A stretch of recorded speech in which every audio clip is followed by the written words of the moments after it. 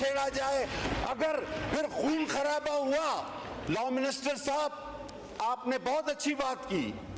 لیکن ساتھ ساتھ ان ججوں کو بتائیں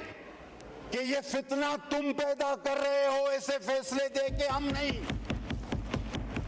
یہ فتنے نہیں ہونے چاہیے، یہاں تک تو میں آپ کے ساتھ ہوں، لیکن فتنہ پیدا کرنے والے کو کتنی بڑی سزا ملے گی؟ ایک بار پھر ماشاءاللہ کھڑے ہو کر یہ بھی بتا دیجئے کہ جو اس 25 کروڑ عوام میں فتنہ پیدا کرتا ہے، جو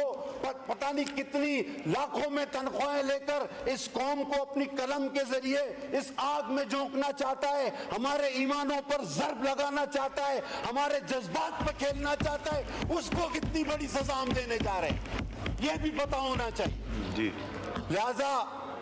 میں سر اسپیکر صاحب آپ سے درخواست کروں گا